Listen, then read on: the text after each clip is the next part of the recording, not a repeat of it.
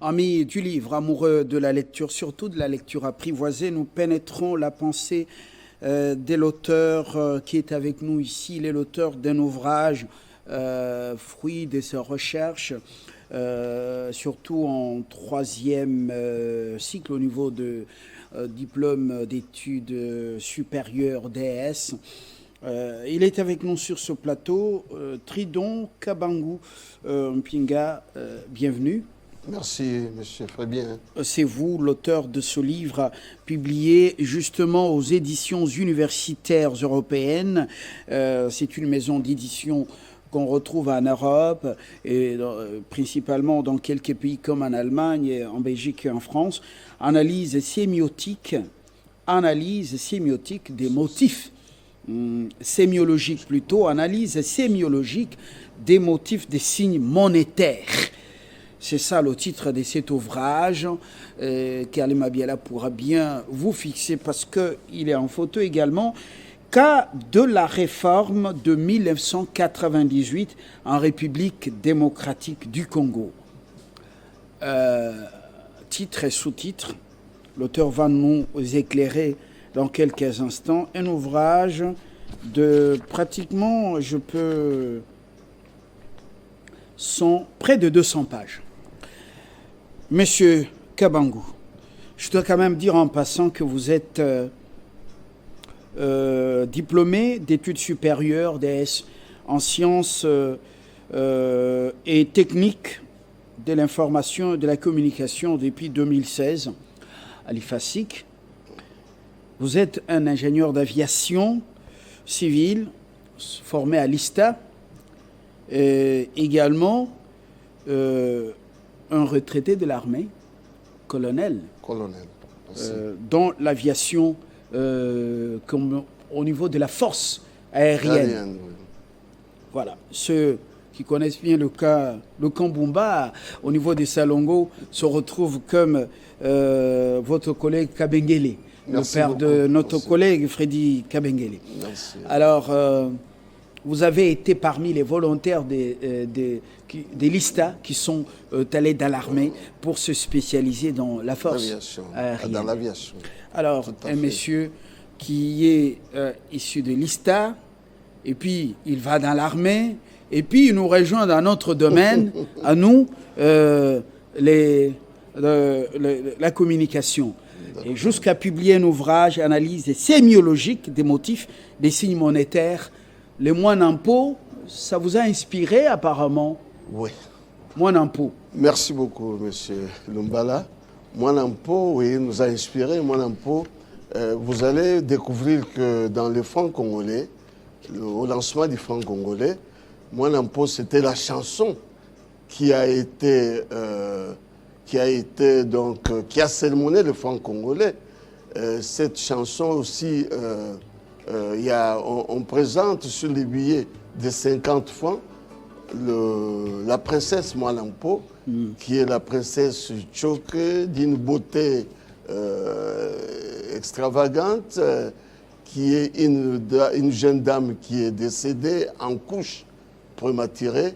Et pour tout cela, Mwalampo a été donc une chanson patriotique, une chanson pour l'éveil des consciences. Très bien.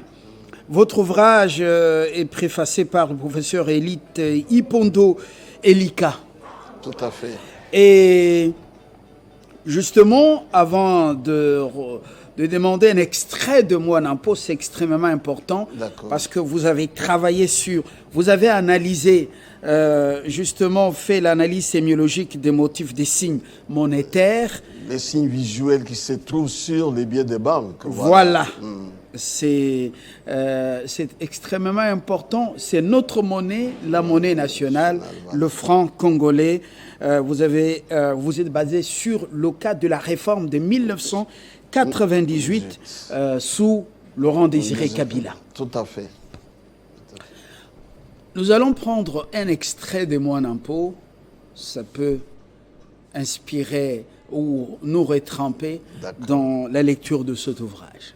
Mais avant qu'on y arrive, je peux vous dire que c'est aujourd'hui c'est en mémoire aussi du 25e anniversaire du lancement du franc congolais. Ah, le franc congolais a été lancé le 30 juin 1998. Il fait exactement aujourd'hui 25 ans. 25 qui coïncide avec les 63e anniversaire de notre indépendance. Et nous tournons, ou nous enregistrons ce magazine le 30 juin 2023, 63 ans d'indépendance, et puis 25 ans de la monnaie nationale congolaise, le franc congolais, l'unique monnaie que nous avons. Karim Abiala, un extrait de Moi Nampo.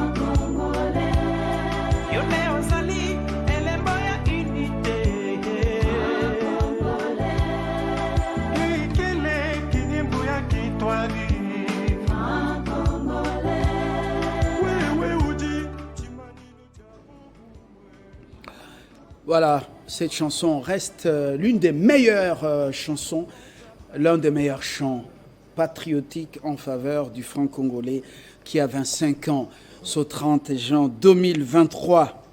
Monsieur Kabangou, vous usez de l'herméneutique et de l'analyse de contenu ainsi que de modèles dénotatifs et connotatifs. Cette étude dans laquelle vous vous efforcez d'interpréter sémiologiquement les significations intrinsèques des messages visuels véhiculés par les signes iconiques, plastiques et linguistiques du franc congolais de la République démocratique du Congo. Merci, M. Lumbala. Avant de vous répondre, je dois vous dire que je dois le cadrer. Ce livre est édité, c'est l'émanation de mon mémoire d'EDEA. Mais moi, je l'avais déjà dit. Tout à fait. Alors, nous avons eu une préoccupation, laquelle le livre est un imprimé. Nous nous sommes dit, mais les billets des banques est aussi un imprimé, mais traité de façon tout à fait différente du papier livre. C'est pourquoi on appelle les papiers fiduciaires, les papiers sur lesquels on a imprimé. Alors, vous savez, beaucoup de gens, nous tous, les utilisateurs de la monnaie, nous nous intéressons beaucoup plus à la valeur faciale, donc les chiffres. Mais le signe visuel qui se trouve sur les billets de banque ne sont pas imprimés pour tout simplement question de les visualiser. Mais ces signes renferment des messages. Notre curiosité, nous nous sommes dit, mais quels sont les messages que renferment les motifs des signes monétaires? C'est comme ça que nous avons utilisé la méthode herméneutique. La méthode herméneutique, c'est une méthode d'interprétation des messages implicites. Et nous avons utilisé aussi les groupes MI. Les groupes MI vous devez savoir que sur les signes monétaires, sur les motifs là, il y a des signes iconiques, plastiques et linguistiques. Les signes iconiques, toutes les images qu'on trouve sur la face perceptible du billet de banque, ce sont des signes iconiques, ces images-là. Les signes plastiques ont une autre dimension. Ce sont toutes ces figures géométriques, les lignes, les figures géométriques qui ont aussi une autre dimension, mais utilisées beaucoup plus comme dispositif de sécurité. Et là, on va trouver les différents codes. Les codes graphiques, les codes chromatiques, les couleurs et les codes typographiques. Alors, donc pour répondre à votre question, la méthode herméneutique, c'est tout simplement une méthode que nous avons utilisée pour l'interprétation des messages implicites. Vous maîtrisez justement votre ouvrage parce que c'est votre encre personnelle et ça fait l'objet d'une étude sanctionnant. C'est les fruits d'une étude sanctionnant justement vos études au niveau de DS. Je dois le souligner également. Vous êtes à la retraite au niveau de la force aérienne, de nos forces armées, disons. Mais vous êtes en train de cumuler les fonctions de chef des travaux à l'ISTA et bibliothécaire en chef. Ouais. Donc l'âge ne vous empêche pas justement de pouvoir continuer à servir le pays. Non. Alors, la particularité... Toutefois, une parenthèse, hein. Bibliothécaire en chef, j'y étais.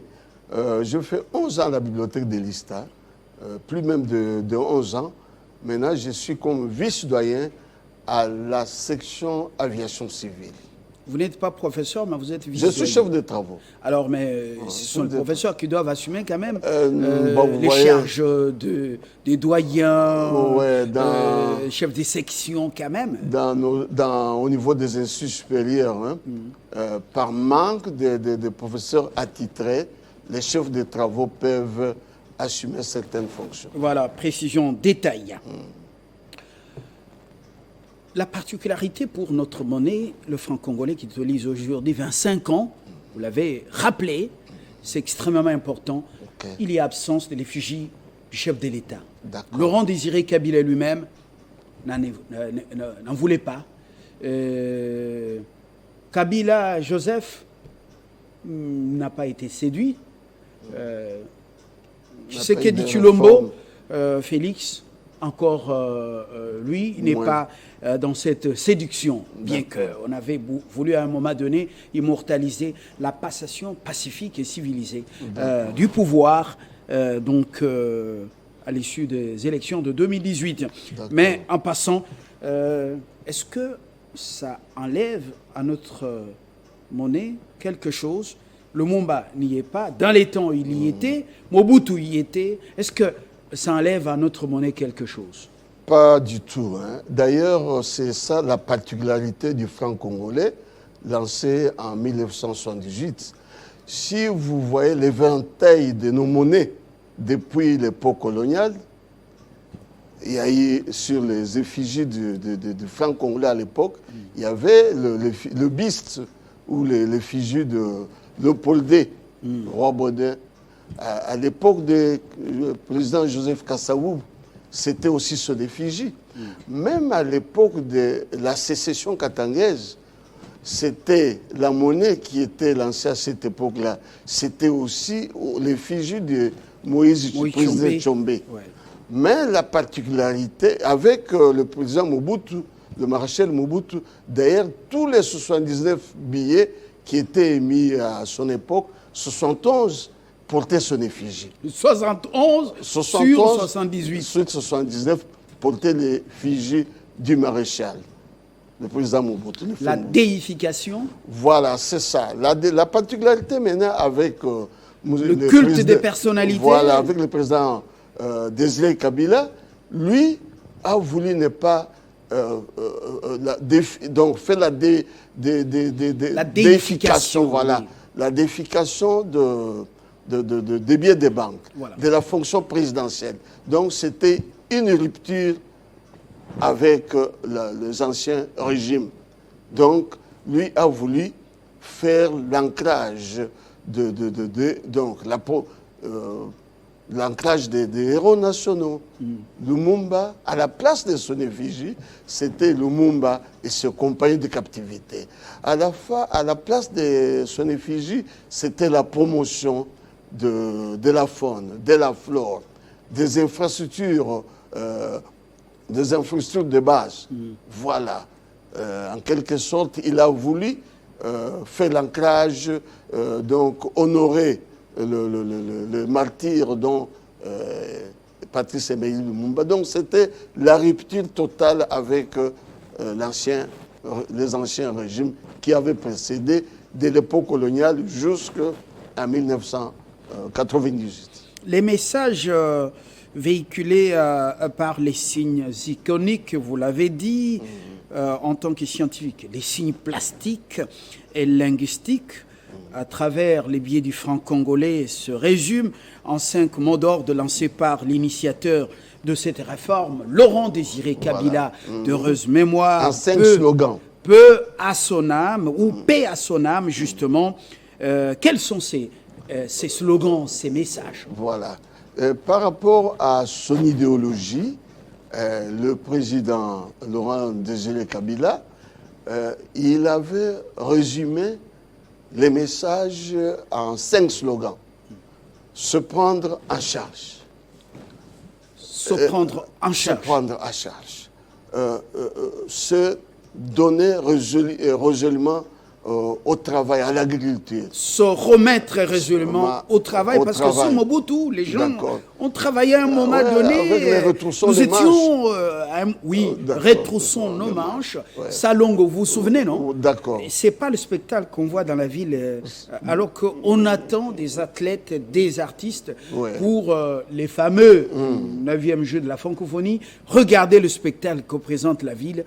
On dirait que tout le monde est tourné vers les élections, jusqu'à tout oublier. Oui, voilà. Retroussons nos manches, Salongo. Chaque samedi, les bureaux fermés, on devait d'abord travailler. Mosée, c'est se remettre résolument au travail. Oui.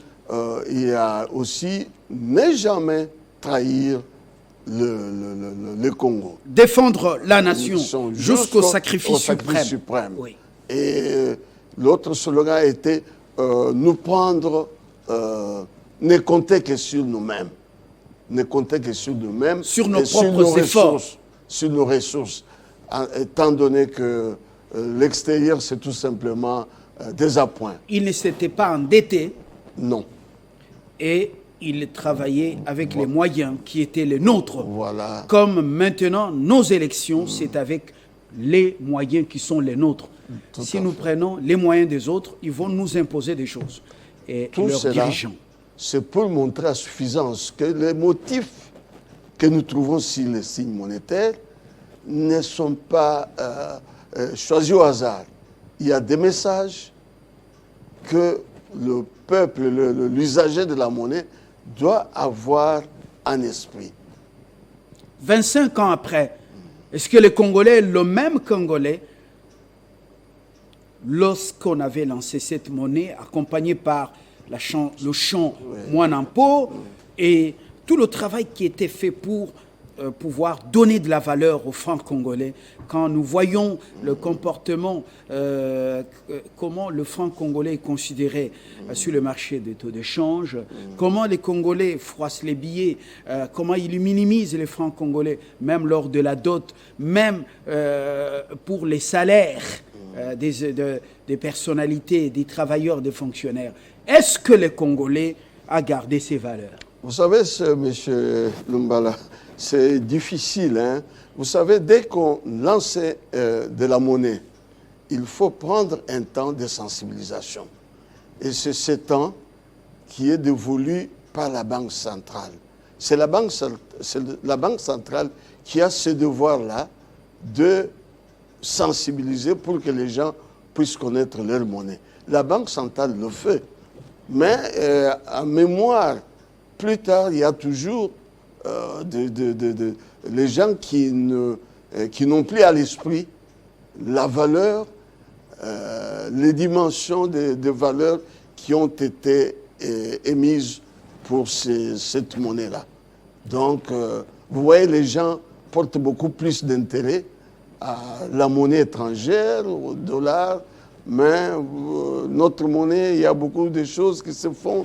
La conservation même, je me rappelle à l'époque, quand la Banque centrale faisait la sensibilisation, il donnait des principes de conservation parce que les gens traitent cette monnaie de n'importe quelle manière, les chiffonnent, font de n'importe quoi. Ils appliquent de l'huile, de la farine, de la braise, saleté, de la braise, aucun respect. Alors que c'est un instrument de souveraineté d'une nation. Vous, dans votre analyse sémiotique, vous mettez en vedette ou en exergue la célébration des héros nationaux. Ça, c'est ce que vous faites ressortir. L'agriculture, les œuvres d'art, l'exploitation minière, la pisciculture, l'artisanat et l'industrie alimentaire locale. Bref, vous revenez quand même à ce qu'on appelle fondamentaux. Vous revenez à ces valeurs. Qu'est-ce que vous voulez communiquer aux chercheurs, aux étudiants, à toute la classe élitiste et au peuple? Ce que je fais, c'est de la sémiologie de l'image. Sur le plan épistémologique, les chercheurs peuvent se servir de cet outil, de ce travail, pour aussi, je voulais dire, vous savez que on ne peut pas travailler seulement sur la monnaie en matière de sémiologie d'image. On peut étendre cela sur, par exemple, les habits. Vous voyez, il y a des motifs, à l'Église catholique, il y a des motifs religieux sur des maputas, par exemple. On peut aussi utiliser la sémiologie sur la poterie, sur la soierie. Donc, c'est une ouverture sur le plan épistémologique. Mais sur le plan de sensibilisation, nous essayons aussi d'accompagner la Banque centrale à travers cette étude. Si je ne sais pas, la Banque centrale, 25 après, qui a cessé de mettre en valeur, comme elle le faisait avant, l'Hôtel des Monnaies, mettre en valeur justement tous ces messages à travers les signes utilisés dans les billets de la monnaie nationale. On ne sent plus cette promotion de la monnaie nationale pour pouvoir garder sa valeur. Et du coup, vous voyez comment ça se passe. Et les billets sales vont à la banque, rentrent dans les banques commerciales. On sent qu'il y a un cycle infernal. Tout à fait. Vous trouverez que c'est tout un discours politique qui renferme les valeurs d'expression des acteurs dominants. Les acteurs dominants qui sont ceux qui sont dans le pouvoir. Le canal, je voulais aussi préciser que la monnaie est un canal de propagande. Le régime politique s'en sert en quelque sorte pour passer leur message. Mais quand vous regardez, ces billets de 10, comment on appelle ça? C'était 10 francs?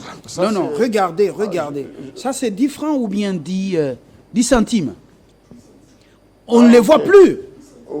On n'utilise plus ça. C'est ça le problème. Avec la dévalorisation de la monnaie, on ne retrouve plus ces billets. Je crois que c'est resté seulement au musée de la Banque centrale, de l'Hôtel des Monnaies. Regardez, mais c'était fascinant. C'est Mwanampo qui est au-dessus, non? Oui, c'est la princesse Mwanampo. La princesse Mwanampo. Non, ça c'est le masque, je crois, Soukou. Mwanampo, c'est sur le billet de 50 francs. Voilà, la princesse ça c'est Mwanampo. Voilà, et là. Alors, je voulais dire il y a eu une démonétisation des faits. Une démonétisation des faits. Qu'on n'a pas annoncé. Non, les gens eux-mêmes n'ayant plus le pouvoir d'achat, ils ont procédé à une démonétisation des faits. À partir du billet d'un centime, 10 centimes, ici nous ne pouvons voir actuellement que 50 francs. Et vous voyez que... Et 50 francs, quand vous donnez à quelqu'un, vous voyez, il reçoit avec dédain, et il est hésitant, mais ça va être beaucoup dans la poche ou dans le porte-monnaie. Avec tous ces billets qui étaient démonétisés, nous avons perdu beaucoup sur le plan culturel. Nous avons perdu beaucoup par exemple, le 1 franc, qui s'est caractérisé par l'effigie de la célébration des héros nationaux. Lumumba et ses compagnons de captivité. Oui. Aujourd'hui, on n'a pas ce 1 franc-là. On n'a plus ça, on ne voit plus ça. C'est tout simplement une démonétisation des faits par le fait que la population n'avait plus le pouvoir. Avec une économie dollarisée à outrance. Tout à fait. Alors que dans les pays voisins ici, par messagerie financière, vous ne pouvez pas retirer l'argent en devises étrangères. Alors, et c'est le clou de cette lecture de votre ouvrage, un message. Où est-ce qu'on peut trouver ce livre, bien qu'il soit le résultat de vos recherches scientifiques? Est-ce que des étudiants, des chercheurs, des hommes politiques, journalistes et autres membres de l'élite congolaise, est-ce qu'ils peuvent s'en procurer où exactement? Ils peuvent s'en procurer. Bon, évidemment, j'ai eu tout simplement à faire éditer 5 ouvrages. Donc il n'y en a pas, ce n'est pas disponible. Mais du moins, si ils vont sur le net, Kabang Mpinga Tridon, ils vont trouver les librairies dont... Alors ça se vend en ligne? Ça se vend en ligne. Alors, par l'édition universitaire européenne. Éditions universitaires européennes. Est-ce que vous vous retrouvez avec cette maison d'édition? Jusqu'à présent, je ne me retrouve pas. Ils vous font le rapport de vente en ligne? Quand j'entre dans mon compte, code compte, jusque-là, il n'y a pas... Mais c'est vraiment dans beaucoup de librairies qui le vendent à l'extérieur, en ligne. Et l'auteur de l'ouvrage ne se retrouve pas? L'auteur a droit, je pense qu'à un moment... 2% ou 1%? Je crois que ça doit être 10%, je crois. 10%. Et comment on peut vivre de son métier, faire de grandes affaires? Obama, grâce à ces 2 best-sellers, était déjà millionnaire. Alors, je crois qu'on doit avoir nos propres maisons d'édition ici. Tout à fait. Avec un impact sur le plan international. Monsieur Kabangou Mpinga Tridon, je vous remercie d'être venu. Merci d'avoir partagé avec nous les fruits de vos recherches ou les résultats de vos recherches scientifiques. Bon vent, et lorsque l'ouvrage sera disponible, vous nous tiendrez informés demain ou après-demain un autre ouvrage. Merci beaucoup, Monsieur Lumbala. C'est moi qui vous remercie pour m'avoir accueilli sur votre plateau, sur le plateau de la télé, de la chaîne Télé 50. Je pense que ce n'est pas la première et la dernière fois. Nous pouvons encore échanger et puis peut-être qu'on pourra encore, comme vous me dites, dans le domaine de l'aviation, éditer notre livre et puis nous pouvons vous voir encore. Merci beaucoup. Merci. À très bientôt. Merci, monsieur Fabien. Merci.